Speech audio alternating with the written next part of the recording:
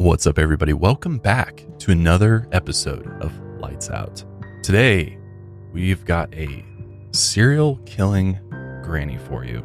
A woman by the name of Velma Barfield. Velma decided to buy a bottle of arsenic-based rat poison.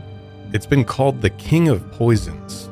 This made her the first woman executed in the United States after it was reinstated after a 4-year suspension. She had attended every one of her victims' funerals. Velma later admitted that when she watched her victims die, she felt nothing. If there's ever been a case deserving imposition of the ultimate penalty, this is it. Today, if it were possible, I wish that I could take every bit of hurt on myself.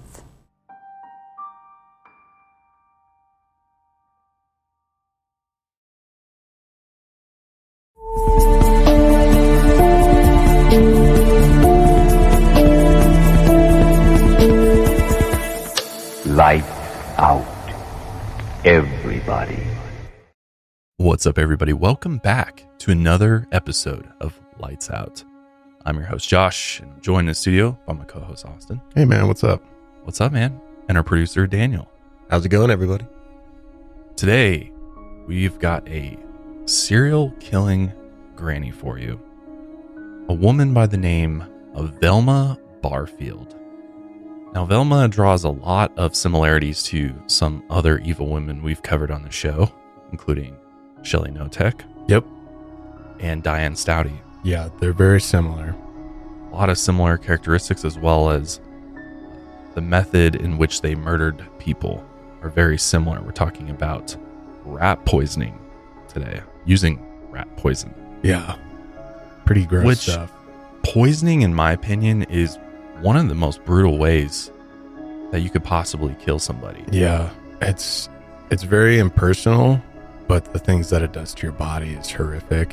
It's very cowardly too. It's like and it's this over time death that happens, and the symptoms that these poisons cause your body is just, I can't even imagine what that must be like. Yeah, and you can survive, which is the worst part. Depending on the dosage, we'll see some of these victims, like, they'll go to the hospital and be totally destroyed, but then they'll heal only to, have it happen again over time because she's just continuously poisoning them. It's just a complete agony for days, weeks.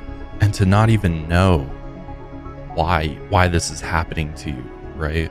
Yeah. That is just, it's terrifying to think about. So Velma Barfield, she is somebody who was severely addicted to drugs. And, she was also this church-going Christian woman all the way up until her death. On paper, with quotes around that. What's interesting to me is that back in the 70s and 80s, Velma had a lot of support coming from the evangelical Christian community. And, there's this whole sort of controversy around, can somebody who has murdered multiple people, and she's suspected of murdering 5 to 7 different individuals over the period of her life, and can somebody who's done this, sort of wipe their slate clean? And I mean, I like the positivity in thinking that someone can, and I know that's a big part of a lot of faith-based systems is forgiveness. Right. People can change, people can find God, etc. We'll see. I mean, I'm not 100% convinced that Velma was just this like sweet, God-fearing woman at the end of it, because I think she's a manipulator. Yeah. So it's hard for me to say. And I think at the end of the day, I really can't say. I can't judge her character. I don't know, as far as the afterlife is concerned, where this woman's going. But I don't know. Sometimes I feel it's very convenient when killers towards the end of their life find God, and all of a sudden they're kind of this reborn person, and they're, some of them do show remorse for what they've done, and I think in that particular situation you can judge them a little differently. But Velma, she just never seemed to really care, in my opinion. It seems like she was very disconnected from everything that she had done and never really understood the extent of the damage that she had caused throughout her life. So this case is very, very interesting and very controversial for a lot of people. She even wrote a book that was published Yeah. after she died. And even in that book, I don't know, from what I read from it, she never really gives off this. It's a very open and honest storytelling of her life, but it almost feels like there's something just wrong with her. And it's hard to come to terms with this woman because she's just so direct about like not feeling anything when her victims were dying and stuff like that, that just, it doesn't sit well with me. And it feels like there's something fundamentally wrong with her. So it's hard to judge someone who's just not, possible. I don't want to diagnose anyone with anything, but like, you're not like the rest of us here. I can tell. So I don't know. And I think as you'll see, as we go through her life, that there are events in her life that may have contributed to mental health issues that True. could have potentially spiraled out of control. And obviously, when you infuse drugs and alcohol and things like that, it's going to make all of that even worse. So True. this one, this one's definitely brutal. And she was actually the first woman to be executed by lethal injection. Yep. Which is pretty wild. You don't hear, I don't know, I feel like you don't hear about women being executed, period. No, it's pretty rare. I don't have the stats on it, but I do know it's really rare for women to be on death row. She was also the first woman, I think, to be executed after it was reinstated federally, which is wild to think about. So let's go ahead and dive into the story of Velma Barfield. So Velma was born Margie Velma Bullard, and she was born during the worst of the Great Depression on October 29th, 1932 in Eastover, North Carolina. She was the second of 9 children, and her parents' names were Murphy and Lillian Bullard. Her mother went by Lily. Her father was a cotton farmer, and many of us know what the Great Depression was about, and the collapse of cotton prices during this time sent the family into financial turmoil. He could barely afford to feed and clothe his large family. They lived in harsh, cramped conditions in a small wooden house, and they had no electricity or running water. One of Velma's siblings died in infancy, and another was disfigured from polio. Meanwhile, Murphy was also trying to support his aging parents, who no longer worked. And by 1935, he quit the farming industry and worked for a logging company, and then later on he worked at a textile mill in Fayetteville. Murphy was a hard worker, but when they had little money, he often wasted it, as he liked to impress people, so he'd buy nice things that they didn't need. Velma was terrified of her father while growing up. He had a violent temper, and he was set off by the smallest of things. He'd also get extremely jealous. During his outbursts, he would physically abuse his children and would also smash furniture. According to some sources, Lily, their mother, would never intervene or defend her children. Other sources say she did her best to protect her children, and she would even take the blame for things so Murphy wouldn't harm the kids. Velma would often forgive her father because she thought Murphy's outbursts were typical for a man, but she accused her mother of being too passive. Velma ended up resenting Lily because of this, and when she was 12 years old, she asked her mother why she put up with him. Lily said that she had nowhere else to go, but Velma never thought that excuse was good enough. Meanwhile, she did well in school. She enjoyed classes because it got her out of the house, but she never really did well with the other students. She failed in group exercises and didn't have many friends. She'd also have outbursts in class that mimicked her father's short temper at home. Unlike the other kids, Velma would often wear secondhand or handmade clothing to school, which made her stand out to the other kids. Since she knew her family was poor, she would often sneak out of school and steal money from her elderly neighbor. When her father found out what she was doing, he beat her. Even though the Great Depression had been over for years, her family was still relatively poor since her father was bad with money. So instead of stealing from neighbors, Velma started stealing coins from her father's pants pockets at home. She would then use that money to buy the other kids candy and bribe them into having a friendship with her. According to Velma, her father had sexually abused her when she was 13 years old. This was denied by her brothers, but supposedly one of her sisters later supported the accusation. In her teenage years, she met her future boyfriend, a boy named Thomas Burke. Her father would only let Velma date when she was 16 years old, so the two anxiously awaited for Velma's 16th birthday. When she later began dating Thomas, her father did not approve of the relationship. They'd go out on dates, but after a while, Velma felt guilty being away from home for so long. She knew that when she was out on dates, the rest of her siblings were subjected to her father's wrath. One evening, Thomas and Velma were driving home from the movies. Suddenly, 18-year-old Thomas said that he wanted to get married, out of the blue. Velma immediately panicked.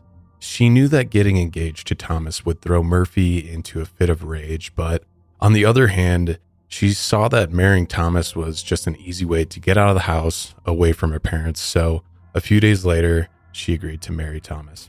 Meanwhile, her father was switching jobs and was moving the family to Wade, which was a few towns over. So instead of a traditional marriage, Thomas and Velma eloped. On the evening of December 1st, 1949, 17-year-old Velma was picked up by her friend, Alvy Pender. She told her parents it was just going to be a regular night out with friends, nothing to worry about. But then they picked up Thomas and drove over to Dillon, South Carolina. Velma and Thomas then got married in a courthouse, and Alvy acted as a witness. When Velma got home later that night, she kept her marriage a secret from the family. Thomas did the same. This was an agreement that they had. They planned on telling Velma's parents right before they moved, so it would kind of soften the blow. At first, they both agreed on the plan, but for some reason, Thomas then urged her to tell everyone the next day. So Velma ended up telling her mother, Lily. And then she asked if she could just, softly relay the info to her father, Murphy, because she was a bit scared at an outburst, right? But Lily ended up declining. She said, look, this is your problem, not hers. You have to tell your father. So the next day, Velma ended up breaking the news to Murphy. And he was so upset, he began throwing things as he usually did when he threw a temper tantrum. And he demanded they get the marriage annulled immediately. Then he began crying, which she said she had never seen him do before. And from then on, her relationship with her father was just never the same. According to Velma, Murphy was never mean to her ever again, but Velma carried this guilt with her for a long time.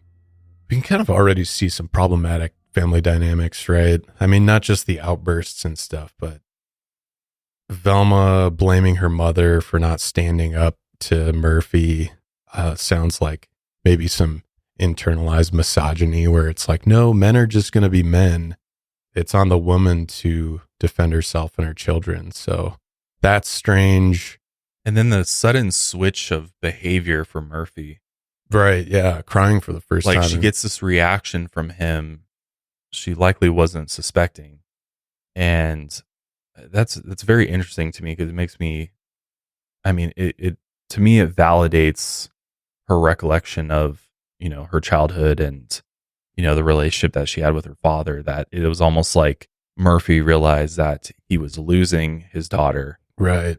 Because now she was getting married and he probably also knew that she was going to be moving out of the house. And, it seems like he was a very possessive dad. For sure. So a few days later, Velma moves out of her parents' home and Thomas and her ended up living with his parents for a little while. Velma said the first few years of their marriage were the happiest years of her life. They both dropped out of school and Thomas got a job at a nearby cotton mill and later drove a delivery truck. Velma found work in a local pharmacy and the couple spent most of 1950 and 1951 living with Thomas's parents. After a while, Thomas ended up hating his job, so he quit and moved in with Velma's oldest brother, Olive. Thomas then found work at a cola bottling company. He made enough that they could get a place of their own a few months later. Velma soon became pregnant and gave birth to their first son, Ronald, or Ronnie Burke, on December 15, 1951. And just 2 years later, they had another child on September 3rd, 1953, and that's when Velma gave birth to her daughter named Kim. Velma loved her children, and her children loved her. She was overprotective of them when she likely learned this behavior from her father, and she later said that whenever she was separated from her children, for whatever reason it was, she felt physically ill. Have you ever felt that with Holly? I do understand that, yeah. We haven't been away from her for that long, but we took a little trip. It was only for a few days. And even like when we took our company camping trip I think that was the first time we were actually away from her overnight for like 2 nights or something. And I don't know if I would say I was like physically ill, but mentally just like it felt weird to not know where she was at or what she was doing. Yeah. The alarm bells were you were getting a little worried. Yeah. 'Cause it's like you had spent every day with her basically up until then. Yeah. And I think it gets easier as they get older. I think when they're really young, you especially kind of worry, and there's definitely kind of that pain there, but hopefully it gets a little easier, but I've heard it doesn't ever get easier. And even when your kids grow up and move out of the house, you're still. Yeah. Or even like going to school, right? She'll like eventually be leaving the house to go to that. Yeah. Definitely not looking forward to that. But Ronnie eventually started the first grade. Around the same time, Velma got a job at a textile mill, working the overnight shift. They worked out their schedules so someone could always be home with the children. By 1962, Velma began having health problems. She was diagnosed with fibroid tumors in her uterus, which caused intense pain and bleeding. Doctors advised that Velma needed a hysterectomy. After the operation, Velma's brother John said she was never the same. And this type of surgery back in like the 50s was probably much different than it was. It's still a serious operation, but it's fairly routine. Right. Like it's not like, they've been able to perfect it over the years. Obviously, there's still complications that can come from it, but I can only imagine what this must have been like. Yeah. Because Velma later wrote, quote, "I didn't know how to handle my nerves. From my early childhood, when anything upset me, it made me nervous and afraid. All that got worse after my hysterectomy." Hysterectomies can drastically alter hormones, and at the time, hormone treatment wasn't common. And therapy and counseling also weren't common options, so with no social, mental, or emotional outlets, Velma began to bottle up her feelings, and she would have outbursts just like her father. She also developed back pain from the operation, and obviously this change in her mood affected her family as well as her marriage. And on top of this, by 1965, Thomas's father had passed away, and Thomas had also gotten into a car accident. He suffered moderate injuries, but he began using alcohol as a painkiller. He began drinking more than usual, and he also joined a civic organization where all the members were also big drinkers. Both Velma's and Thomas's personalities changed over the years, and their problems caused endless arguments. Velma's temper mixed with Thomas's drinking made life at home unbearable. By the mid-1960s, they had also fallen on hard times financially. Velma's first crime was writing a bad check, which was later discovered, and she was ordered to pay the money back. Meanwhile, Thomas was arrested for drunk driving, and he ended up losing his driver's license, which this also cost him his job driving delivery trucks for the cola bottling company. He then began drinking even more than usual, and he was unemployed for the next several months, and obviously this was putting a lot of strain on the family. Velma's back pain also got worse, so a doctor prescribed her painkillers, and she soon developed a drug addiction. And this is really the moment where, from here on out, Velma's entire life just begins spiraling into essentially just a drug addiction for almost the entire rest of her life. By now, their children were both teenagers, and Velma and Thomas were both abusing drugs and alcohol at home, so you can imagine that home life is destructive. The relationship only got more toxic as time went on. Velma would lose her temper at the slightest thing that Thomas did, kind of just like her father. The kids would often try to de-escalate the fighting, but they later claimed it was almost impossible to get their mother to stop screaming. So by the end of the 1960s, Velma tried to get Thomas into a rehab program for his drinking, but she ignored her own addiction, which is kind of hypocritical, right? She had developed anxiety and began losing a concerning amount of weight, and one morning in 1968, she actually collapsed in the kitchen while making breakfast. Thomas was too drunk to help that early in the morning, so their son Ronnie had to call his grandfather Murphy to come over for help. Murphy ended up driving Velma to the hospital. After being admitted, the doctors told her she had experienced a nervous breakdown. She was discharged a week later and given a prescription for Librium, and this is a psychotropic drug used to treat anxiety disorders. It's also habit forming, which is a problem. The doctors also suggested mental health treatment and professional help with her marriage, but she ignored both of those suggestions. Back at home, she kept abusing her pain medication, and now, along with the Librium, she began taking far higher doses than what she was prescribed, and she also sought out multiple doctors at once to get as many prescriptions as she could. Meanwhile, her marriage continued to fail, and by the end of 1968, Velma and Thomas just barely spoke with each other. Thomas he would try to get sober, but he would often relapse a few months later, and this obviously made it hard to just hold down a job. His behavior had also become very strange the more he drank. Sometimes, this was reported by the family, sometimes he would head to the garage, get inside the family car, and just rev the engine until the gas tank was empty. And if another family member tried to come in and stop him, he would become physically and verbally abusive until they just left him alone. And he would usually pass out after these drunken episodes. I'm curious if he did this with like the garage door shut. Like to, and if this to is end almost, his life. Yeah, this was like suicide attempt. Yeah, it does seem that way. Because like, that's such a strange thing to do. Right. Unless you're trying to like create a lot of carbon monoxide, you know? Right. Yeah. No, I mean, that's a good theory. This episode is brought to you by our good friends over at HelloFresh. As you can probably tell by looking at Austin and I, we love to eat. We can never fill our stomachs, it feels like. I am always hungry. I am too. Doesn't matter what time of day it is. If someone's like, here's some food, I'm going to eat it. Doesn't matter. Dude, me too. I go to bed last night. It's like 11:30 and I'm like, oh, I'm hungry. Get those cravings. Yeah. I'm just always hungry. But the other thing that I am always running out of is time. To save time and money, I've been a HelloFresh member for over a year now. A subscription that I pay for on my own. I absolutely love it. We eat HelloFresh in my home like 4 nights a week. Last night I made some mushroom smash burgers, actually. Ooh, that sounds good. They were fire, dude. So even if you're somebody who's like, oh, I can't cook, I've never been able to cook a day in my life, this is a great place to start learning. If you can read, you can cook. And this time of year, everyone's looking to revamp their eating habits and get back on track. Look to HelloFresh's wholesome, health-forward options, like over 30 calorie smart and protein smart recipes each week. Plus, they say breakfast is the most important meal of the day, and HelloFresh agrees. In fact, they're giving all subscribers free breakfast for life.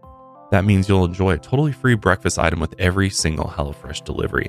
I love that they've expanded to all meals of the day, so you can have HelloFresh breakfast, lunch, dinner, snacks, late night dessert, whatever you want. I've always thought of it as a dinner thing, but yeah. You know what? Maybe I need to think about this a little differently here. You do. You need to replace whatever you're doing for breakfast and lunch and get HelloFresh because it is absolutely delicious and you will save so much money. I mean, delivery fees these days, dude, out of control. So ridiculous. So let HelloFresh save you time and money this year. We got a special offer for you. Go to HelloFresh.com/lightsoutfree. And if you use code lightsoutfree, you'll get free breakfast for life. That means one breakfast item per box while your subscription is active. That's free breakfast for life at HelloFresh.com/lightsoutfree with code lightsoutfree. So by March of 1969, Velma had had enough, which is, I don't know, still hypocritical that she's like, I look at my drunk husband. Meanwhile, she's popping a bunch of pills and these teenage children are just caught in the middle of all this. So Velma takes the high road. She packs a suitcase for her and her daughter, Kim, while Thomas was passed out drunk one day. She planned on staying with her parents for a while, indefinitely. Ronnie, who was 17, he probably had to mature pretty quickly in this household. He ended up staying behind with his father because he thought someone needed to take care of him. Which, good God. Imagine being 17 and being like, my parents are completely destructive. I need to watch over my dad because he's a drunk. I can't imagine this. But so Ronnie blames the family's toxicity kind of on his father's drinking. His father then blames his mother's pill addiction.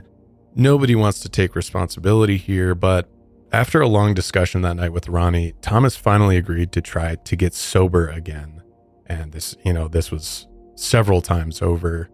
Velma and Kim ended up returning to the home a few days later, but like always, Thomas fell off the wagon after only a week of being sober, and things just returned to exactly how they used to be.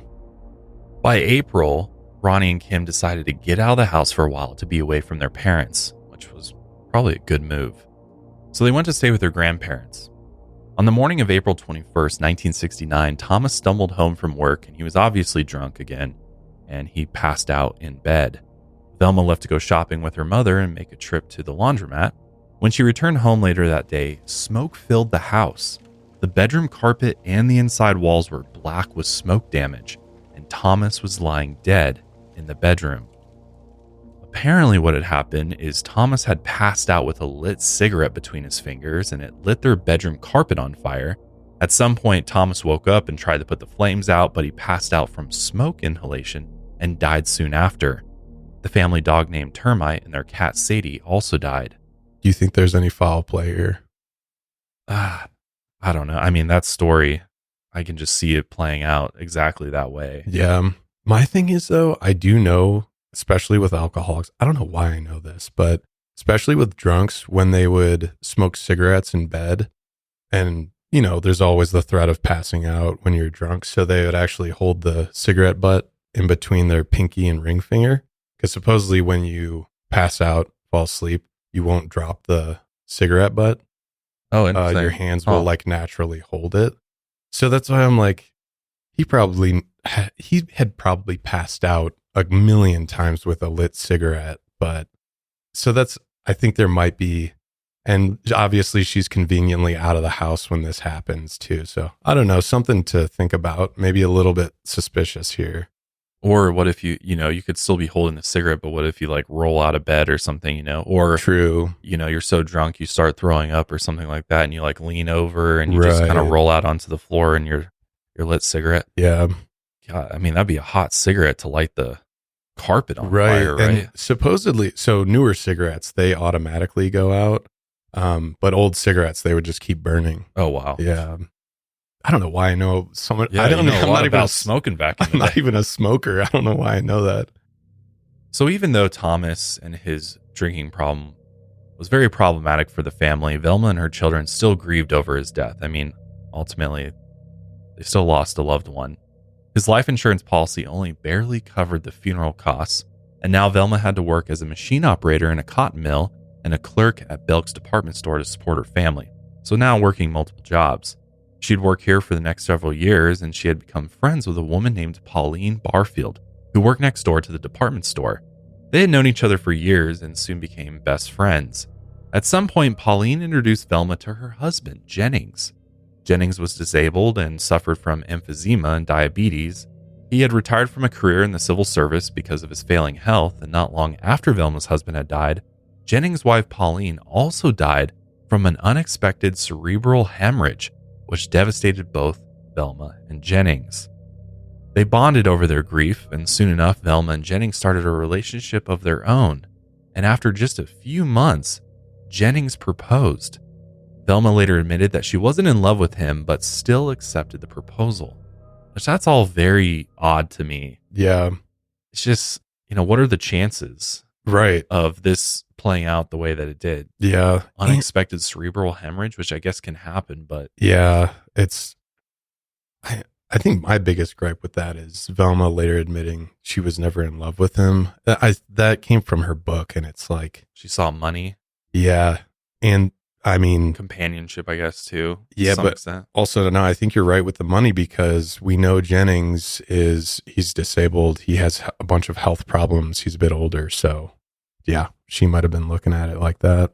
So that just tells you right there kind of this parasitic mind state that Velma is in. She's constantly looking for the next person that she can manipulate in order to get what she wants or what she needs. Yep. Jennings didn't drink, and she knew he wouldn't treat her poorly, and that was enough for her to apparently marry him. But again, she claimed that she never loved him. Despite all this, on August 23rd, 1970, they got married, and Velma later said, quote, "I was as unhappy married as I had been alone." That is cold, right? Then why are you getting married then? Right. Jennings' health problems were worse than she had realized, according to her, and he rarely listened to doctors' advice to get himself healthier. Velma was also his caretaker at home.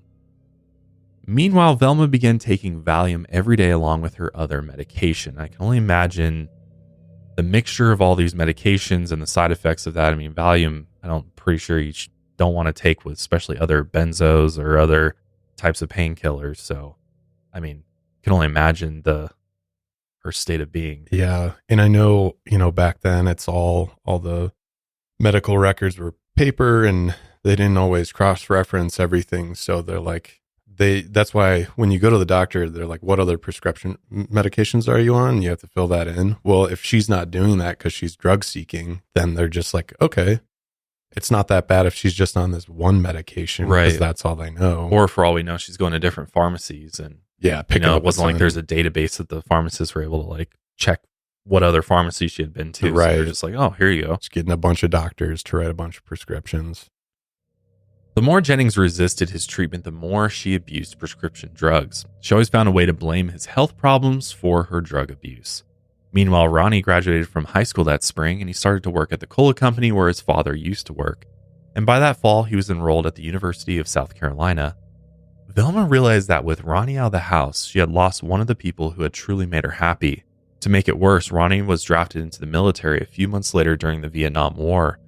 After this, Velma fell into another spiral of depression and destruction. She resented Jennings for his health problems and only saw him as a burden. And she soon wished he was dead.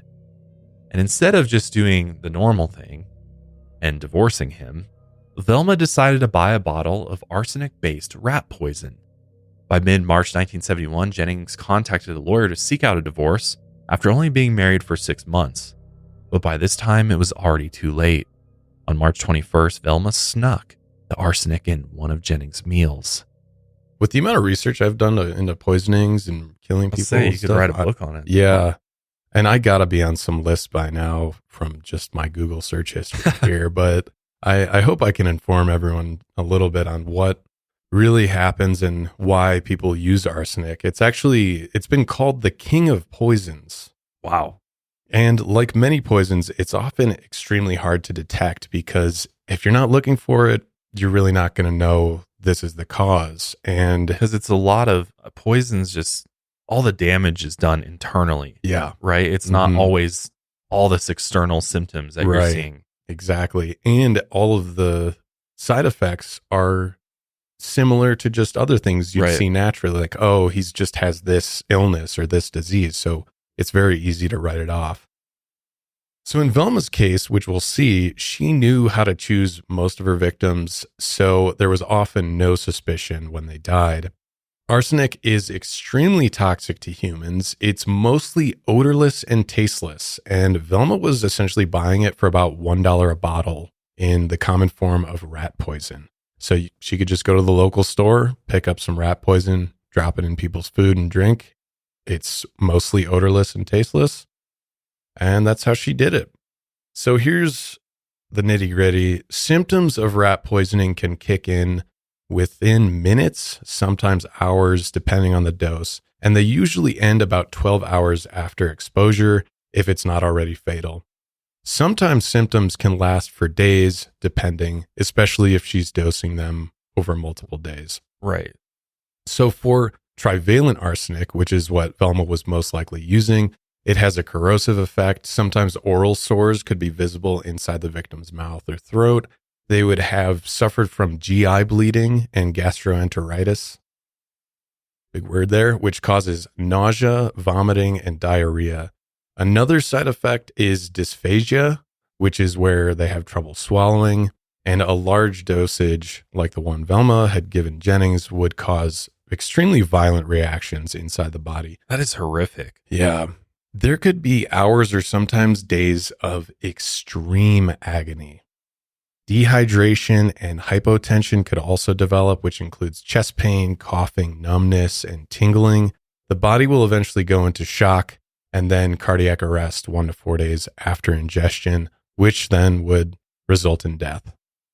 I don't know if you've heard of this. I actually did know this. This is strange. One of the few ways that you can identify arsenic poisoning without an autopsy is they actually smell like garlic, like on their breath, urine, body tissue. But besides that, arsenic poisoning is very discreet. and there's usually no suspicion unless if people somehow connect the dots here. Yeah, well, how would you even know that it was arsenic, even with smelling garlic? I mean, they could just eaten a bunch of garlic bread or some garlicky pasta. True. I mean, garlic's a very potent herb, so Yeah, so it's just like Jennings comes in, who he has emphysema, diabetes, he's got all these health issues, he can't work. All of a sudden his body starts to break down. Oh, whatever, he smells like garlic. Wouldn't think twice about it that this guy is suffering from some illness, right? Well, then look at his wife. His wife is a, wholesome woman. Church who's going? caretaking for him. Nobody would suspect that she would be doing something that Right. could possibly be causing this. And, I think the knowledge around poisonings was just obviously far, far less than what we know today. But even today, it seems like it takes the authorities a while sometimes to figure it out, or for an autopsy to be done before they actually know what's going on. Yeah, like Diane Stouty with the Mhm. antifreeze. I mean, it took several victims, and it ended up being the Reverend that had to call into police to be like, hey, you need to start connecting the dots. Yeah. Something's going on. It's just that hard to detect. Yep. Jennings got to the point where he couldn't breathe, and Velma rushed him to Cape Fear Valley Hospital. It's unknown if she felt guilty, if she just panicked, or if she was putting on an act, but Jennings made it to the hospital, but unfortunately, he died the following morning from heart complications, and he was just 54 years old. No one was suspicious of poisoning because Jennings had suffered from failing health for years, so there was no investigation, which is exactly how Velma planned it. She knew no one would second-guess Jennings' death. Velma later admitted that when she watched her victims die, she felt nothing, which that's a scary thought. And it's scary to admit that too. Yes. And I don't know if that's, some positive self-reflection or if she's just like, I felt nothing. It's just a fact for her. Yeah. Velma was relieved that Jennings was gone, but now that she was alone, she fell into a depression and continued to abuse prescription medication. And as you can imagine, her financial problems also grew. Meanwhile, Ronnie tried to get a deferment for his military enlistment, and Kim was about to graduate high school. Velma then experienced an overdose, which she later admitted was a, quote, half-hearted suicide attempt. After this, she struggled to show up for work, and after 7 years of working at the department store, she was fired in December of 1971. Now she was living exclusively off of Jennings' life insurance money. When she ran out of money, she moved back in with her parents, Lily and Murphy, in 1972. She noticed her father's health was now failing, and he suffered from respiratory problems. He'd later be diagnosed with lung cancer, and by the time they discovered it, it was already too late. As he went into hospice, Velma found another job in Rayford to help her mother with the bills. Murphy died later that May, and again, Velma's addiction worsened. By January 1973, she overdosed again. She also began stealing any pills she could find in her friends' or neighbors' houses. She could no longer function without medication. And Velma's relationship with her mother, Lily, worsened. She resented her for a few different reasons, the first being that Lily expected Velma to take care of her and do household chores whenever she demanded. The second was because anytime Lily mentioned the old days in Velma's childhood, she would say how great they were, and she wouldn't bother mentioning the years of abuse that she went through from her father, Murphy. Meanwhile, her daughter Kim was now engaged to be married, leaving Velma and her mother all alone. Velma couldn't afford a wedding for her daughter, and she needed more pills, so she took out several loans worth $2,000 against her mother's house and car behind her back. She would then use most of this money for prescriptions. In December 1974, the bank began sending Lily notices of payment, but she was confused and thought they were old notices, so she just threw them away. Eventually, Velma knew her mother was going to find out about her basically stealing money, so this is how she justified poisoning her mother. One day in mid-December of that year, Velma picked up her mother's prescription bottles. She also picked up another bottle of arsenic. She convinced herself she was going to make her mother ill. Velma then poisoned her mother's food, and it made her sick for a few days. But on December 30th, 1974, she poisoned her mother again, with more arsenic this time. Soon after, Lily began complaining of intense stomach pain and began vomiting. Velma called her mother's doctor to pretend she was concerned. From her symptoms, the doctor thought that Lily might have just had the stomach flu, so he just called in a prescription saying that a visit wasn't even necessary. Velma then called her brother Olive and convinced him that their mother was sick, but she didn't know why. So they called her an ambulance and got her to the hospital. Even when they got there, the other doctors told Velma and Olive that they had seen a lot of stomach flu cases recently, and they thought that's what Lily was suffering from. She had diarrhea, vomiting, and nausea, just like the others. But a few hours later, Lily died of heart complications. And Velma was later seen weeping at the funeral, which is just... Come on. Feels like an act to me. Yeah.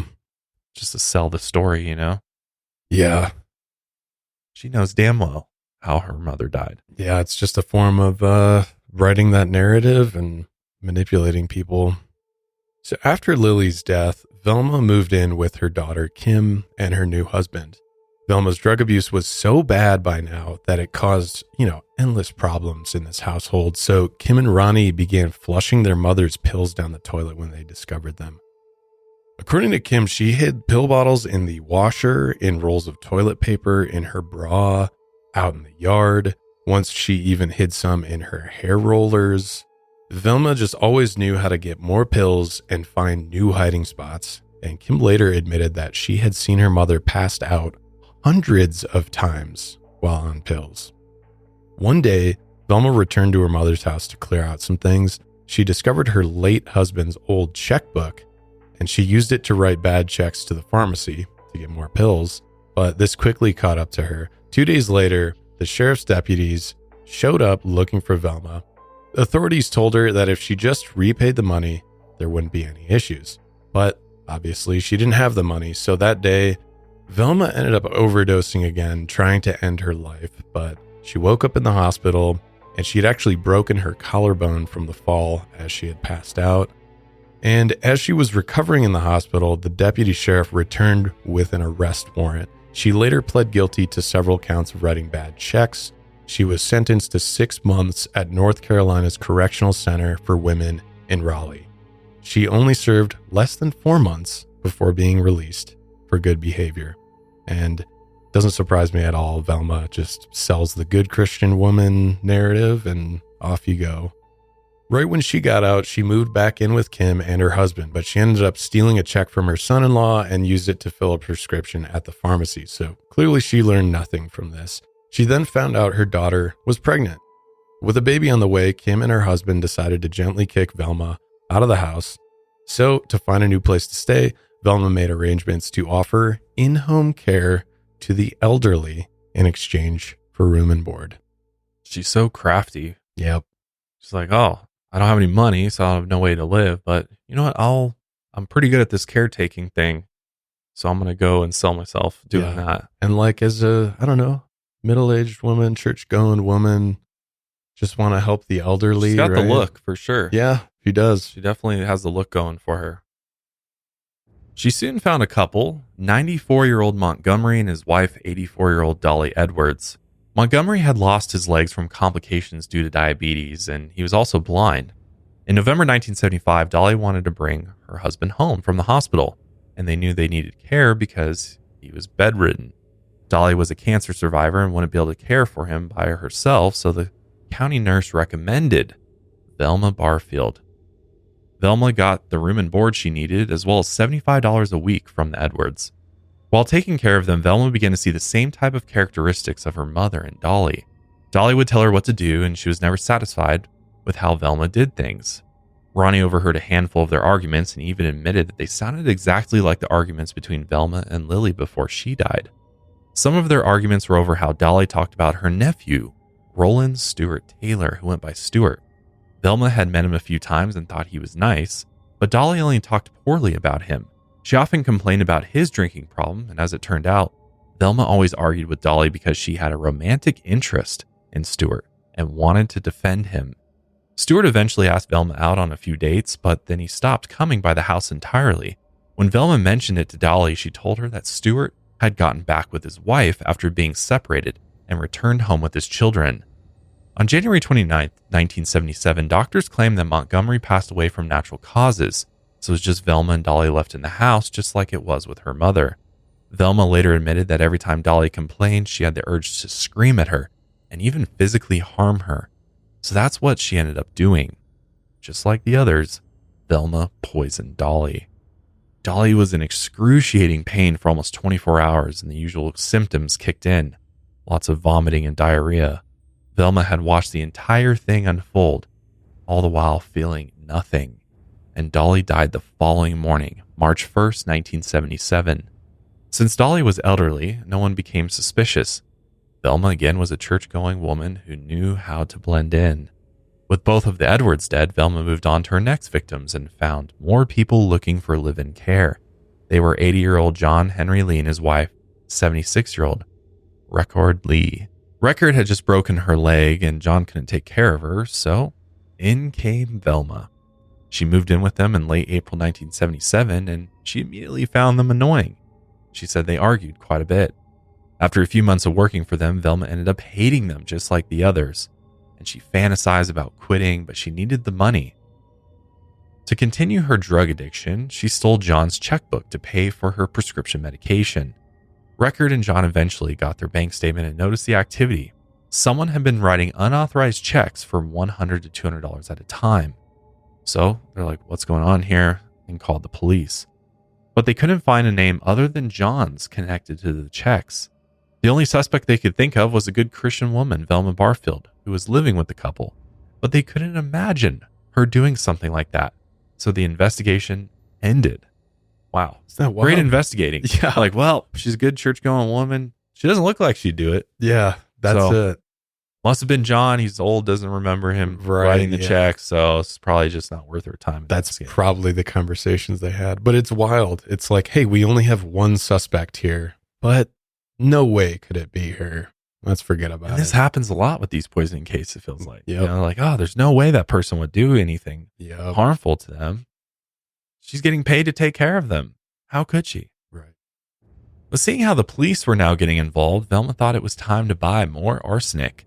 Just like she did with the Edwards and all of her other previous victims, Velma told herself that all she wanted to do was make her victims sick.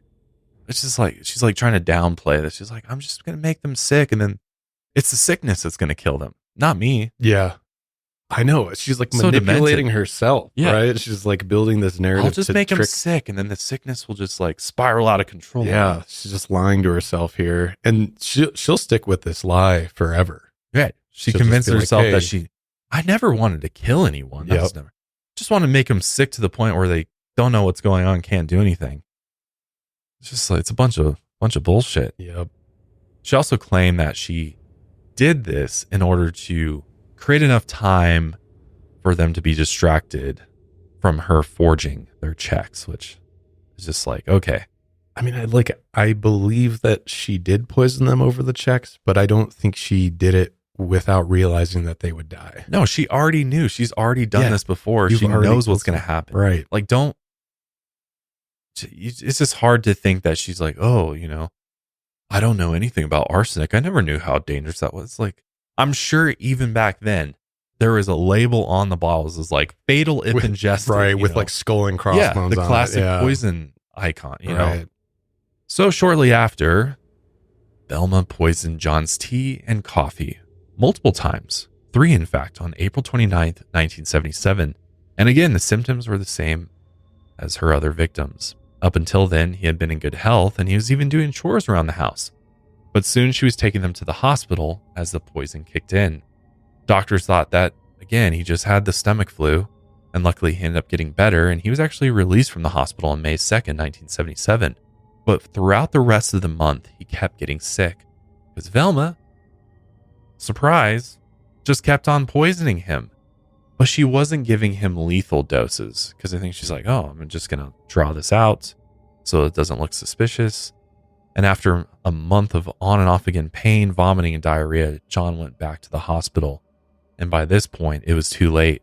The doctor said he was critically ill. He had started to turn blue even, and his skin was cold and wet. He was also acting confused and unresponsive. And sadly, the next day on June 4th, 1977, John passed away, and no autopsy was performed before his burial. A few days after John's death, Stuart Taylor came to visit, and he said he was divorcing his wife and was just quote-unquote checking in on Velma. They spent a few hours catching up, and after his visit, they started up their romantic relationship again. Meanwhile, Velma continued to take care of Record. After a few more months, Velma quit her job and became a nurse's aide at a nearby nursing home, which is like, God, only they knew who they were hiring. Yep. And she's just on to the next one. She's like, oh, that's the ultimate place to go. Plenty of victims there to take advantage of. Velma worked the third shift and made more money than she had ever before, so she was able to move into a trailer home finally. By now, I'm just disgusted because it's not only has she killed multiple people now and she's manipulative, but it's also like she doesn't feel anything when they die. Also, I'm going to kill this man, start dating his nephew, and also continue to take care of his wife for a little bit after that before quitting. But then just like pretend that everything's fine. It's like you have nothing on your conscience, and that terrifies me. And I think this was even more about getting people out of her way. I think it was about money and about getting the drugs she wanted, but I think it was also anybody that she just didn't like or felt like was, prohibiting her from being happy with the people she wanted to be with. She's just like, oh, I'll just take them out. Yeah. This woman killed her own mother. So right. You can't put anything past her at this point. So as she kept dating Stuart, she noticed something about him that bothered her. She would see him for only a few days at a time, and then he'd disappear for a week. Turns out he still had a drinking problem. And during these weeks, he would often go on benders. But Velma kept dating him anyway. They would go out on weekend vacations, and despite his drinking problem, Stuart, I guess, made Velma happy. By the fall of 1977, they became engaged. Now, Ronnie and Kim thought this was a terrible idea. Their mother had already been married to an alcoholic before, Thomas, which was their father, and it ended terribly, right? But Velma tried to convince them that, hey, look, this time was different. Stuart was working on getting sober, plus Stuart's divorce wouldn't be finalized until the following May, so look, there was still time to get his act together. She also knew how to manipulate Stuart, and one example was that Stuart never went to church, but his friends started noticing that ever since he started dating Velma, he was just this hardcore Christian. She would get him to go to church 2 to 3 times a week. And here's an even stranger example of Velma's manipulation. So in November of 1977, police showed up at Velma's trailer after a friend found her with her wrists and ankles duct taped in her bedroom. She also had tape across her mouth. So according to Velma, she had gotten up that morning and headed to the bathroom to shower. She said that a strange man had broken into her trailer. He threw a towel over her head, duct taped her, and secured her to the bedposts. But when police showed up, they looked around. There's no sign of forced entry. Velma hadn't been assaulted besides being tied to the bed, and there were also no signs of a robbery. So obviously this was all staged by Velma, especially to get Stuart's attention. And soon enough, he comes running. He races over to the trailer to check on her. He said it was too dangerous for her to live alone. So look, Velma, come move in with me over in Lumberton. So now she's got a place to stay. She doesn't have to, use her money towards her trailer any longer. She gets to move in with him. And of course, he has his own money. He's got his own checkbooks, and she knows this. So their relationship only got worse from there. Velma used his checkbooks to fill her prescriptions like always, and Stuart noticed the bank statements by December, which is like, of course he did. I think she's getting bolder here. Stuart's not elderly. He's with it. He checks his bank statements, right? But she's still bold enough to steal from him. So by December, he threatens to go to the police if it happens again. At 45 years old, Velma tried to escape Stuart. He's oppressing me by moving in with her son, Ronnie. But Ronnie was living with his wife and child at the time, and they didn't want her around because obviously her drug addiction, her erratic behavior, and she was extremely heartbroken and enraged over this. By January 1978, Velma was back living with Stuart. She quit her job and was briefly hospitalized for her drug abuse problems. She had no money, and she began stealing more checks from Stuart, thinking that maybe his earlier threat of going to the police was just an empty threat. And then he threatens to go to the police again, So Velma, what does she do? She decides to get rid of him the same way she got rid of everyone else. She mixed arsenic into Stuart's beer, cereal, and tea. He became ill while they were at a church service in Fayetteville. God, that's just so callous. Right? I just am like picturing in my head her sitting down for breakfast with Stuart. She just, made 2 bowls of cereal. She obviously knows which bowl has the arsenic in it. She's sitting down eating her cereal across from Stuart while he's sitting there eating arsenic at breakfast. And then we're going to casually go to church. And that was probably strategic, knowing that the symptoms were going to kick in public. Right. So she now has all these witnesses being like, oh yeah, he fell violently ill in front of us, right? No one was seeing Velma do anything to him there, right? So it's just like, oh, he's sick. And she's like, oh, my husband, and she's just this endearing wife that's, worried about her husband's illness, and everybody gets to see her kind of in this positive light. Exactly. I feel so. Yeah, very manipulative. Have you ever wondered what it's like to experience true horror in its most visceral form? We often hear stories about serial killers, kidnappers, and potential predators on the news. We read about the unspeakable crimes they've committed secondhand. But what about the victims? What about those fortunate few that made it out alive to tell their tale? Look no further than Let's Not Meet. It's a true horror anthology podcast narrated by host Andy Tate that chronicles the first-person encounters of those that survived a brush with the most dangerous monsters of all. Join Andy every Sunday night to hear listener-submitted stories like the fingers under the door, the hotel basement, and the laughing in the woods. True tales guarantee to keep you in suspense. You can catch Let's Not Meet, a true horror podcast on Spotify, iTunes, or wherever you get your podcasts today. So when they got to the hospital, just like you were saying, Velma acted like she had been trying to nurse Stuart back to health. She said she thought it was maybe something he had eaten earlier in the day, which is crazy. What? Because she's being honest there. She's like, oh, maybe he ate something. Yeah, the arsenic that you gave him. What, the moldy cereal you gave him? Yeah, right. It doesn't make any sense. Yeah, and just like a lot of the others, they diagnosed him with gastroenteritis, which, as I said earlier, that's just one of the most common symptoms of arsenic toxicity. But they didn't know this was the cause at the time. They ended up just giving Stuart some medication, and they ended up sending him home, where Velma continued to poison him. So clearly nobody's connecting the dots. The hospital, the doctors, police, nobody's even remotely aware of what's actually going on at this point. Nope. On February 3rd, 1978, Velma rushed him back to the hospital, and Stuart ended up dying within an hour. At the funeral, Velma was invited to ride in the family car to the burial plot. Up until now, she had attended every one of her victims' funerals. She knew exactly how to keep the victims' families close so she wouldn't attract attention. And again, she was seen crying at the funeral to blend in. I have to wonder if anybody, I wonder if her kids are even like, this is really fucking bizarre. Yeah, which we'll see. Because now, if you think about it, Stuart, so all of her other victims up until now, pretty elderly or they had health complications. Stuart, perfectly healthy.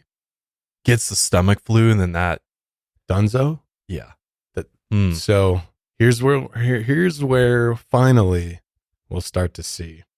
Yeah, Stuart's 56 at the time of his death, and he was a heavy drinker. But again, a lot of people were drinking alcohol at this point in time. And he also had no other major health concerns. The doctors and Stuart's family were shocked and even confused over his death.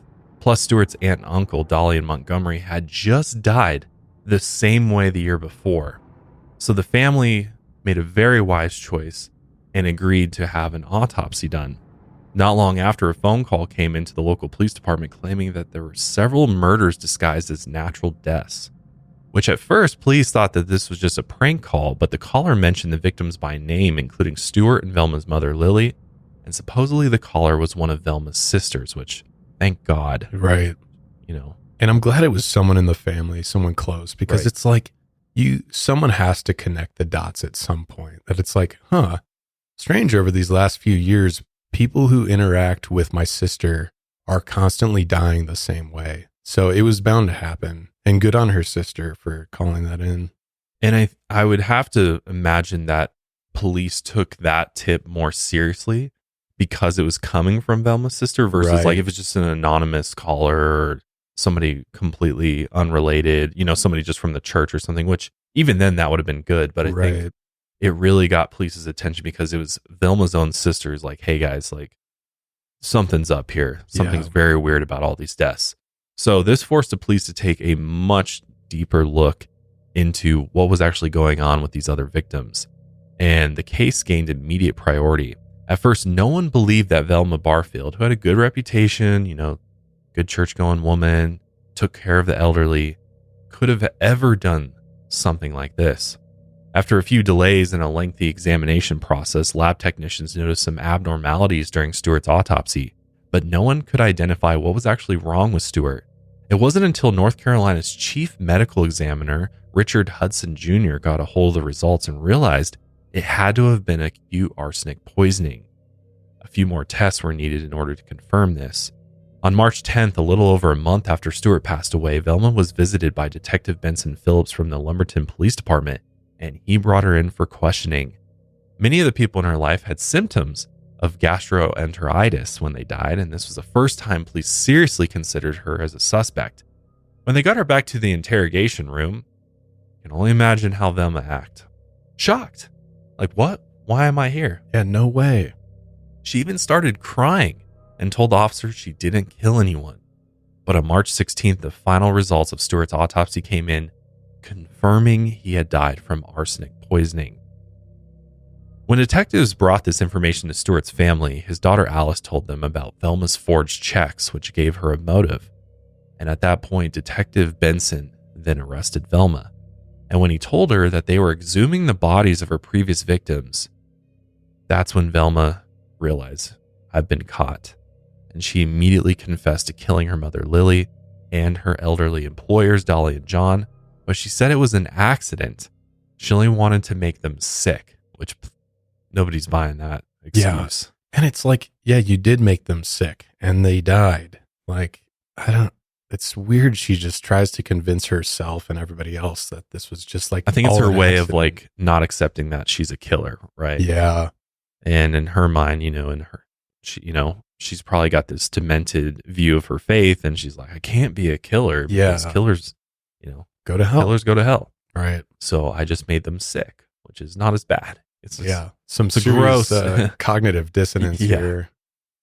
And again, like imagine this woman's mental state on prescription pills every day. I mean, True. She's probably suffering from severe disillusion. Yeah, that's a great point. Yeah, that's a good note to make here is that, for the last several years, all of these murders, she had been addicted to pills. The autopsy of the exhumed body of her late husband Jennings would also later show traces of arsenic, but she denied killing him. The bodies of John, Dolly, and her mother Lily also showed traces of arsenic.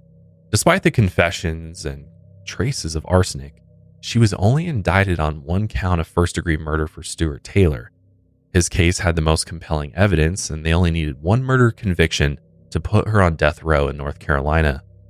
Velma wasn't present for her indictment because she was in the hospital for an extended psychological examination. A psychiatrist, Dr. Bob Rollins, later determined she was competent to stand trial, which I think that's a very important point in this case. Because on May 5th, 1978, Velma did try to plead not guilty by reason of insanity, which doesn't surprise me at all that she went that route. And her trial began on November 27th, 1978. The prosecutor, Joe Freeman Britt Jr., was confident he had an open and shut case. He even skipped his opening statements and went straight to his first witness. I love that. Yeah. It's so badass. He's just like, screw the politics. I don't need to convince you of anything here. Let me just show you the evidence and, bring this witness forward. And that's all you need. Each witness brought onto the stand testified a piece of the story of Velma either forging checks, abusing drugs, or killing Stuart.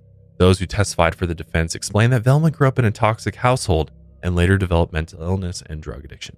which is true, but that doesn't mean you go and kill people. Right. So do a lot of people. A lot of people. Right. And a lot of people don't end up being a murderer. Right. The defense argued that the drugs caused her to fall into a, quote, psychotic manic state, and she wasn't in control during the murder. When Velma later took the stand and claimed she only wanted to make her victims sick, not kill them, she said she just needed for them to be sick long enough to cover up the thefts and so that she could pay the money back. Like, come on, who's buying that? Like, she's just taking out loans? Then why not just go ask them for a loan? Right. And I think what they're trying to do here is like, oh, look, it's not first degree. These were accidental, right? She was doing something malicious, but no, this wasn't the intended outcome. It's like, give me a break. There's premeditation written all over this. Yes. And she had several other victims, which I know was a little bit of a contentious part of the trial because they did try and bring in family members from other victims, but then the defense kept shutting it down, saying like, look, this is only the trial for Stuart, right? So don't bring in any of the other victims' cases because this is about Stuart. But it's like, even the prosecution was like, look, this plays into all this. She has killed countless other people. So you're trying to build this narrative of an accidental death. It's just BS. Which maybe would have worked with her first victim. Right. If that was what she was being tried for. Agreed. But by this point, you're being tried for the murder of Stuart, and it is very clear that this is premeditated first degree murder. Right? Yeah, 100%. Yeah. I mean, it's a complete shot in the dark for her defense. I mean, I'm sure they're like, I don't know how to defend this person. Like, let's just, either you're insane, and you're out of your mind, basically, and that's why you did this. Or, what else is there? Other than, oh, you didn't know about arsenic? It's an accident. Come on. Yeah. And get this is wild. As the prosecution gave their closing statements, Velma began clapping sarcastically. Imagine that. It could only get worse. Yeah. But Joe Burt was right the whole time. He did have an open and shut case because Velma's trial ended after only 1 week, and the jury only deliberated for an hour. Wow. They're like, yeah, come on, guys. This is pretty obvious here. They found Velma guilty of first-degree murder, and during the penalty phase, they deliberated for 3 more hours, and they voted in favor of Velma being executed for her crime. Joe Britt later said, quote, "If there's ever been a case deserving imposition of the ultimate penalty, this is it." During the sentencing, Velma showed no emotion. She sat there in silence, chewing gum. Sitting a few rows behind her, her daughter Kim burst into tears. Velma officially became the second woman on North Carolina's death row since capital punishment was reinstated the year before, and she soon became known as, quote, "Death Row Granny." She claimed she wouldn't appeal, and she was, quote, "ready to meet God." She said, quote, "I know people are saying, oh, poor old Velma sitting up there on death row, but I wish they wouldn't because I know when the final breath comes, it will just be goodbye here and hello on the other side. I have joy unspeakable." Wow, that confidence. Right. I mean, I know in the faith, your first visit is standing before God to be judged. Yeah. Before you're ever led into heaven, right? And that's why I think I like your theory on her manipulating herself into believing that all this was an accident because, look, I'm ready to meet God because I've done nothing wrong. I'm going to get in the gates of heaven. It's going to be good. Like, she has convinced herself over the years that she's still this Christian woman that's going to heaven.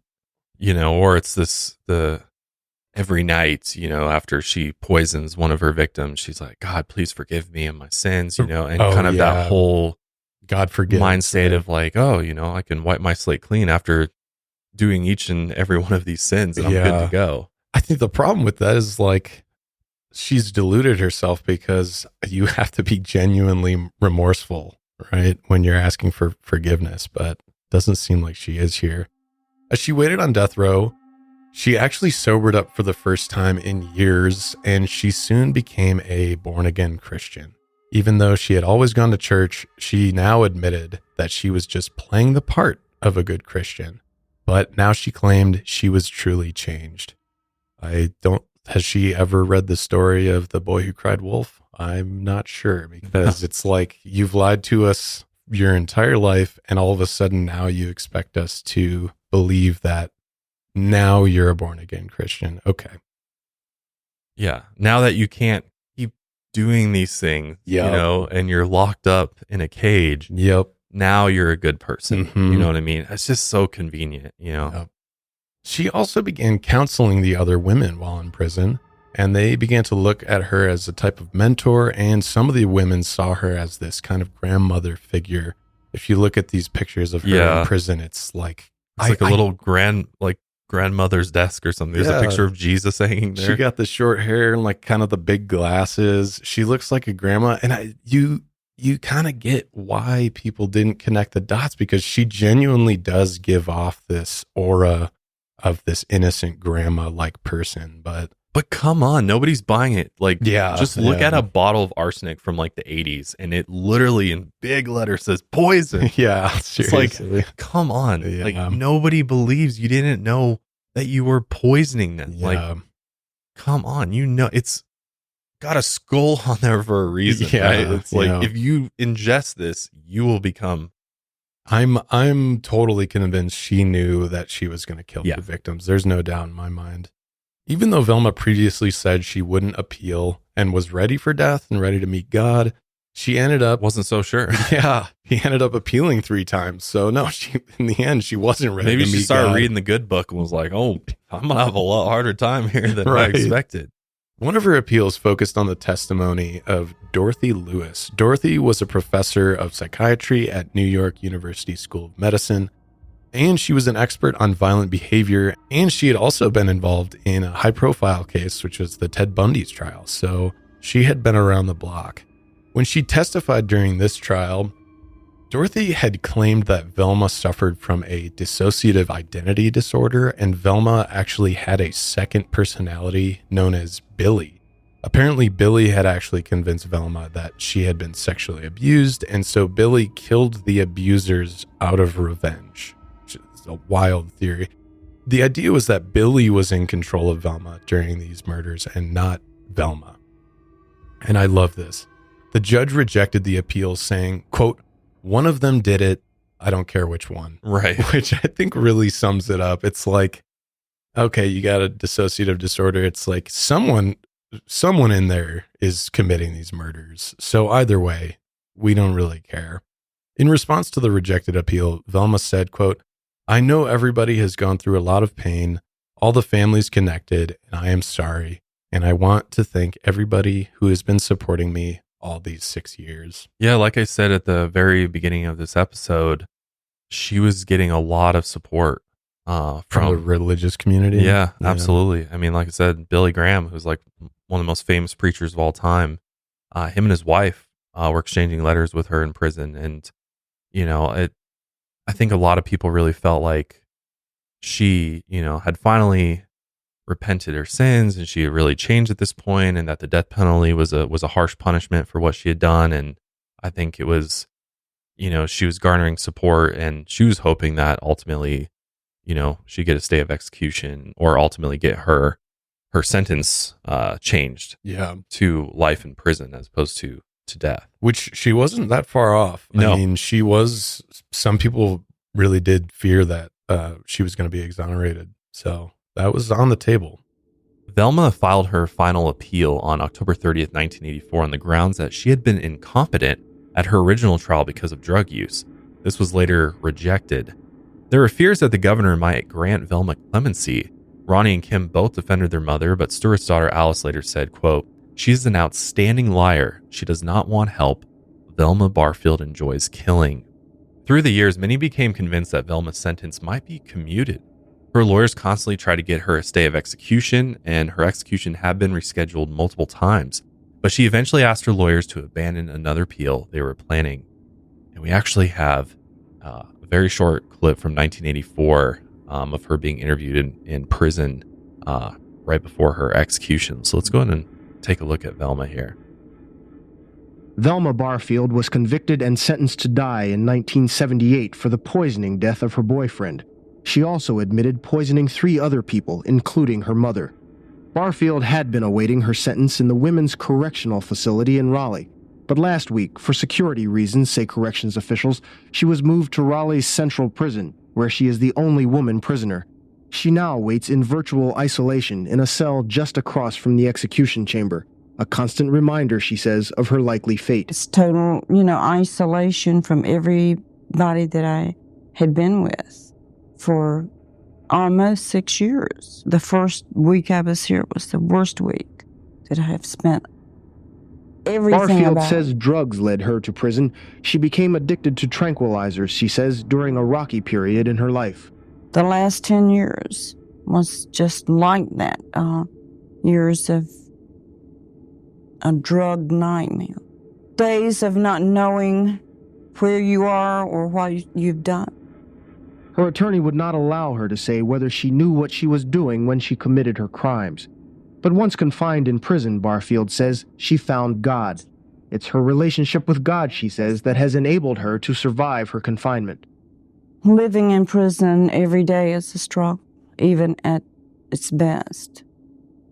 And I know that without him and his strength that has sustained me, I couldn't have made it even thus far. Now, drug-free, a repentant Barfield says she regrets the pain she has caused others. I'm sorry for the hurt that I've caused so many people. Today, if it were possible, I wish that I could take every bit of hurt on myself. I think it's an act. I don't know. Do you think she's genuine? Impossible to say for sure. Yeah. It's hard because when you look at her and you hear her speak, you want to feel. I know. You want to feel like, No. you know what? Maybe she finally, now that she's sober, realizes the extent of what she's done. And I think that's what she plays into. She knows she has the look, she has the voice, she plays into the religious appeal. Like, I think she's just so calculated that she knows how to do it. Because if I were to come across a woman like this at the grocery store or something, I'd be like, oh, that was a very pleasant woman. There's no way she could, I've gotten stuff off the top shelves for women like this. Yeah, exactly. It's like, hey, son, can you grab that off the top shelf? And I'm like, sure. She seems like everyone's grandma. Yeah. And I think that is what's hard in this case, to get over that and start seeing, pull back the layers of that and start actually seeing the person who's behind this facade of just the nice grandma. But that's my thought on it. If I had to play devil's advocate, I would say, when you're addicted, you're struggling with addiction, and depending on, we don't know exactly which drug she was necessarily addicted to over a long period of her life. Given moment, yeah. Tranquilizers, and she's mixing different things. I mean, the headspace that she was in could have absolutely changed the way that she was perceiving reality. I mean, her consciousness is altered. So I do think there is a real, I guess, possibility that maybe a lot of these things did happen because of this altered state of consciousness that she was in.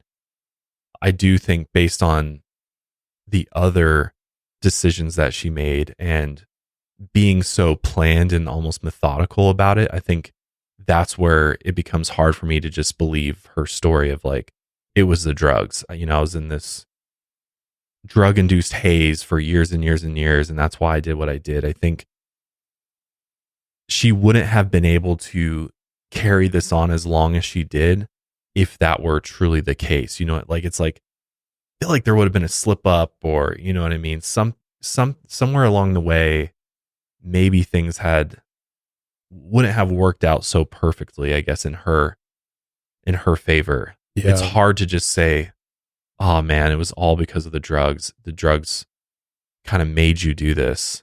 No, but I appreciate that, because like, you do have to remember also, she grew up in an unstable household. Like, there are a lot of things to unpack in this case. I think though, with the drug abuse, I think the seed of Velma's manipulation was already planted long before her drug abuse came into play. But I could see how the drug abuse would exacerbate whatever was going on with her already. Right. And distorted her reality or whatever, maybe just gave her the confidence to start killing these people. But I think Velma Barfield as a killer probably manifested before the drug abuse. Right. I think the term cycle of abuse is very rings true in this case. Because, I mean, you look at what she went through as a child, the way that her father treated her. You know, she was sexually abused, physically, mentally, emotionally abused. Right. And then, she, you know, those traits are then passed down to her, and she starts exhibiting the exact same behaviors as her father. So I think that plays a big part in how everything unfolds in her life. And then the drugs just kind of accelerate that, right? And maybe also, you know, she's obviously not thinking clearly, right? She doesn't have a sober mind, so you have to take that into account. But I do think the serial killing leads me to believe that there was sober moments throughout her life where she knew what she was doing and she continued doing it, maybe perhaps because she was addicted to drugs and needed to continue to get money for drugs. But I think it's also very evident that it was because she clearly learns that, like, if I don't like somebody or I don't need them anymore, then I'll get rid of them.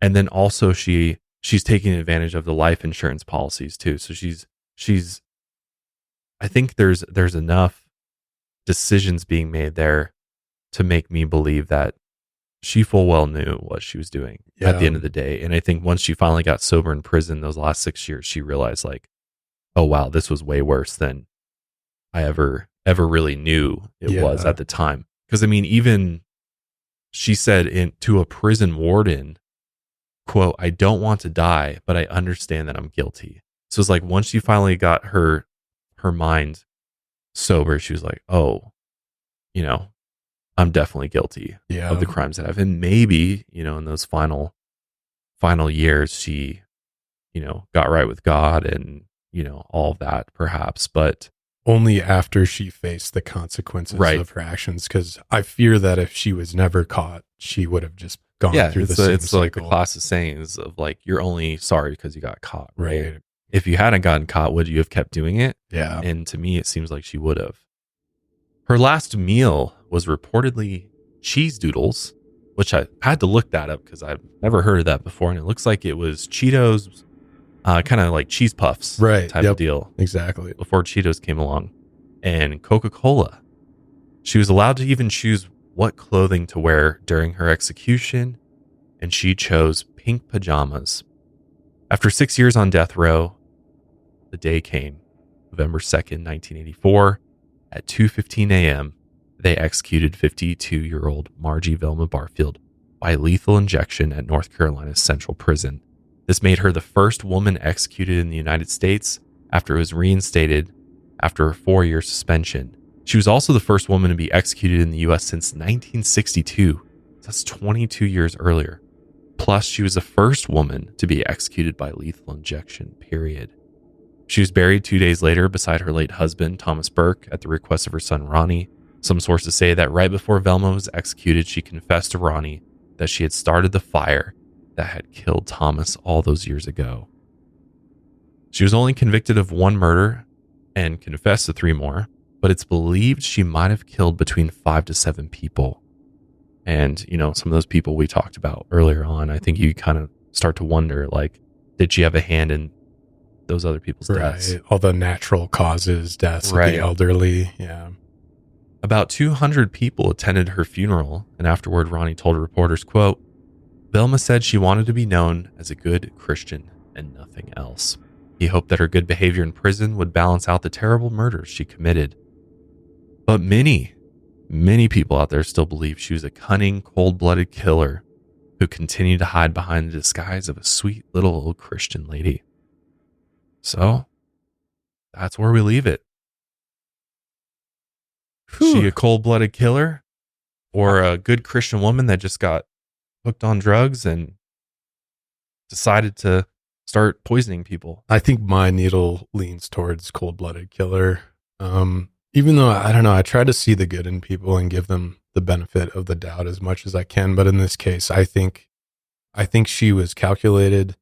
I think she was manipulative. Obviously, there were a lot of factors in her life to get her to that point. Obviously, being, we listed them all: destructive household, drug abuse, mental illness, the hysterectomy also played a factor into it.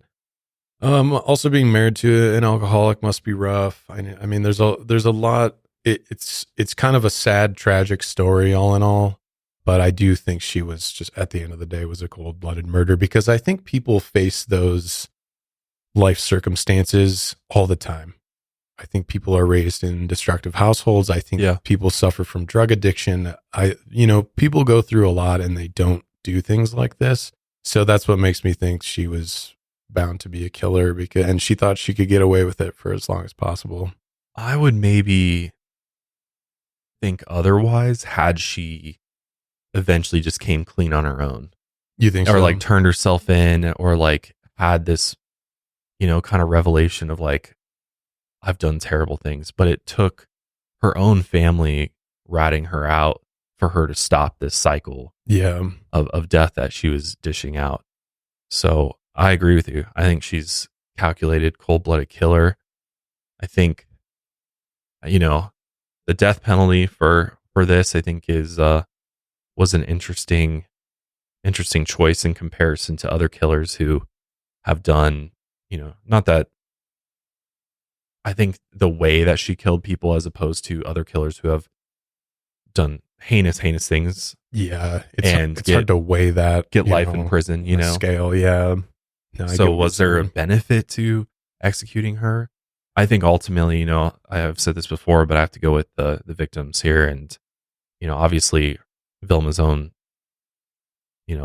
son and daughter don't want to see her executed, but I have to go with Alice, and some of the other victims. And I'm sure they were like, she deserved this. Yeah. And I mean, me, I'm just fundamentally against the death sentence, but either way, for me, this probably would have been, if not death sentence, I would hope that it would be a life sentence with like no chance of parole here, because I just think she's a dangerous woman. Yeah. And if she genuinely did find God and turned her life around, and she was a good if she was a good mentor in prison, then yeah, she clearly didn't like prison life. She vocalized that in that interview, but maybe she could have found some little corner of prison where she could have, I don't know. She could have been an asset to the prison. Yeah. So helping other prisoners kind of reform and stuff. Yeah. And I know her relationship with her children, it was powerful, and they really, truly did love her. So, they could have at least kept a relationship going there. But from the victim's point of view, that's a tough call. She hurt countless people in these. I mean, these poor people died horrific, violent deaths. Yeah. Poisoning or not, it's still a horrible way to go. And I can't even imagine what that would be like to die in this way. I mean, and not know why it's happening.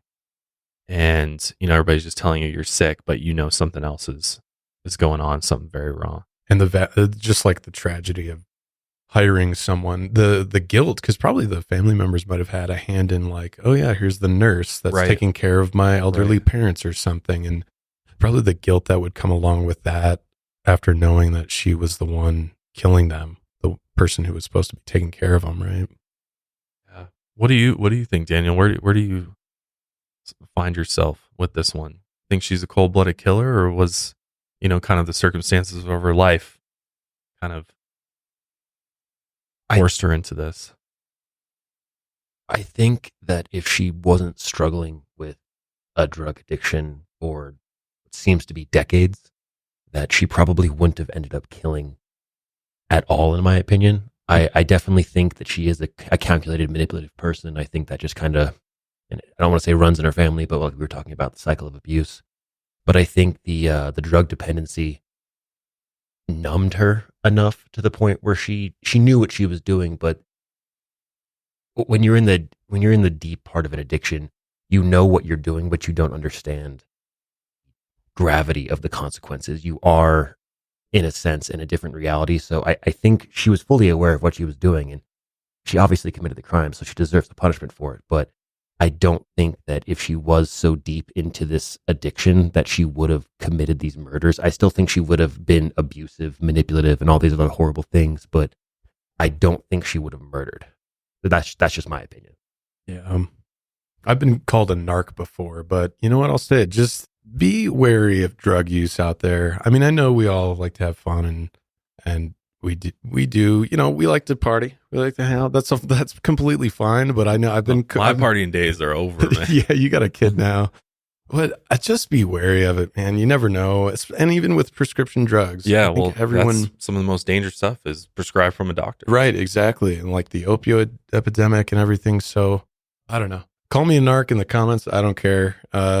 If that's Daniel's take on it, that's terrifying that drug abuse can lead you down I kind of agree a lot with what you're saying, because I do see how, again, I think it'd be interesting to know the magnitude at how much was she taking. You know what I mean? Yeah. And which drugs was she taking on any given day? Good call, yeah. And really understand that on a deeper level, because if it is as bad as it seems it was, I can definitely see how your mind, you could convince yourself that like, oh, I'm just putting a little bit of poison in here and they're getting sick, and not fully grasping the full extent of what you're doing. And, you know, and maybe she could have been in a drug induced haze when she was dosing out the arsenic, right? And who knows what that looked like. So not that that's excusing any of it, because you know, just because you're on drugs doesn't mean you go that route, right? I was gonna say, like, you don't go to like, oh, I'm gonna poison people and just be like, oh, I'm just making them sick, you know. And I'm not blaming the drugs solely. I'm more saying that she had all of like the personality, kind of a perfect storm, to become that. And the drugs are what kind of pushed it over the edge in that sense. Yeah. Well, the dissociative personality disorder, I think, was a spot on diagnosis for her, because I mean, you look at, you know, kind of some of the symptoms for that and trauma first and foremost. And there's definitely trauma there in her childhood and, you know, really throughout her life. But then, you know, drugs is another big aspect to it that can make that far worse. So I think it's just kind of the culmination of all these things just kind of put her in this prime position to, you know, take things to the next level. She experimented with this and then saw that it worked in her favor. And ultimately too, when you're addicted, you're just you want to get your next, you know, you're just looking for your next dose. You're just looking for your next prescription. And so that overrides everything else. Right. No, I agree with that. I think that is a really good way to sum it up. It's Velma Barfield, the perfect storm. It really is like the culmination of everything in her life really led to these murders. I think that's really the best way you can sum it up. But at the end of the day, it doesn't excuse what she did. Right. It doesn't bring these people back. So, you know, this might be old fashioned, but like I stand by, you know, you do the crime, you do the time, right? For sure. And ultimately she did the crime. I think sentencing, you know, I think there's definitely some other alternatives there potentially, but if this is what the victims pushed for, then, you know, I'd be on their side with it. But yeah, this one's it's a tough one. Yeah, for sure. Nothing fun in this one for sure. But we want to know your thoughts on this. Where do you stand? Do you know, what do you feel would be fair punishment for her, if not the death penalty? Do you feel that she's a cold-blooded killer, that she premeditated every single one of these murders, or, you know, was this a culmination of things, a perfect storm, so to speak? We want to know your thoughts, but that is going to be it for us this week. We'll see you guys next week. And until then, lights out, everybody.